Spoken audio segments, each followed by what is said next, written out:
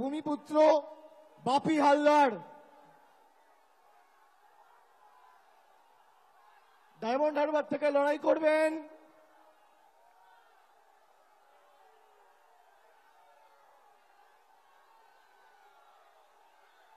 আমি জানি না কে লড়াই করবে, না বললে তো দেখা।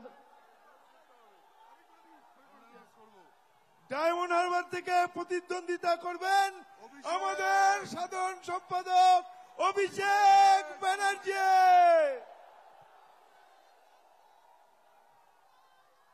যাদবপুর থেকে মামাটি মানুষ এবং বাংলার প্রার্থী তৃণমূল যুব কংগ্রেসের পশ্চিমবঙ্গের সভানেত্রী সায়নী ঘোষ। কলকাতা দক্ষিণ থেকে লড়বেন মালা রায়। কলকাতা উত্তরের তৃণমূল কংগ্রেসের প্রার্থী বর্ষিয়ান রাজনীতিবিদ এবং প্রবীণ সাংসদ সুদীপ বন্দ্যোপাধ্যায়। হাওড়া থেকে লড়বেন তৃণমূল কংগ্রেসের প্রার্থী এবং বাংলার প্রার্থী ফুটবলার প্রসূন বন্দ্যোপাধ্যায়। উলুবেড়িয়া থেকে লড়বেন সাজদা আহমেদ। শ্রীরামপুর থেকে লড়বেন কল্যাণ বন্দ্যোপাধ্যায়। হুগলি থেকে বাংলা এবং তৃণমূল কংগ্রেসের প্রার্থী বাংলার দিদির সাথে বাংলার আরেক দিদি নম্বর 1 রচনা বন্দ্যোপাধ্যায়। আরামবাগ থেকে লড়বেন মিতালি বাগ। তমলুক থেকে লড়াই করবেন, কে লড়বেন? ভাতৃপ্রতিম দেবাংশু ভট্টাচার্য।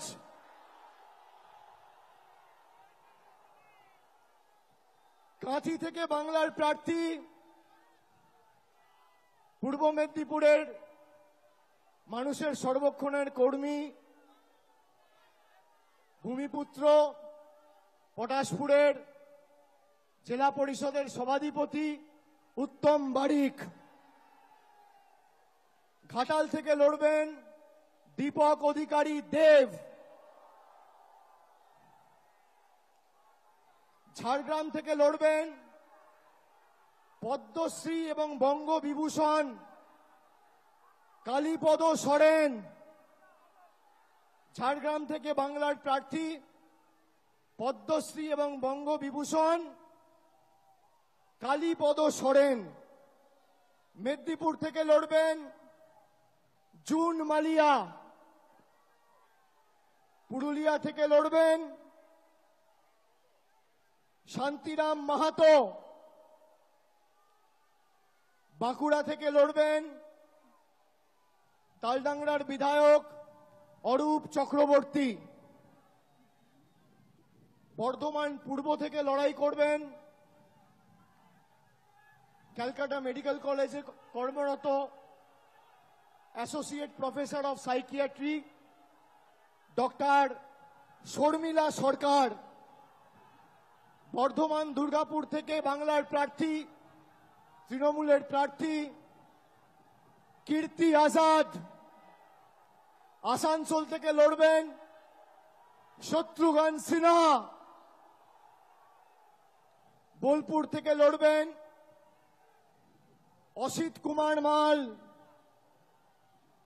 এবং শেষ বীরভূম থেকে লড়াই করবেন জনপ্রিয় অভিনেত্রী এবং দক্ষ জনপ্রতিনিধি শতাব্দী রায়।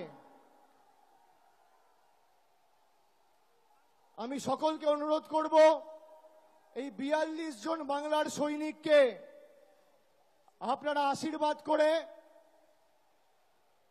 বিষ্ণুপুরটা আমার বলা বাকি আছে, বিষ্ণুপুর থেকে লড়াই করবেন সুজাতা খা।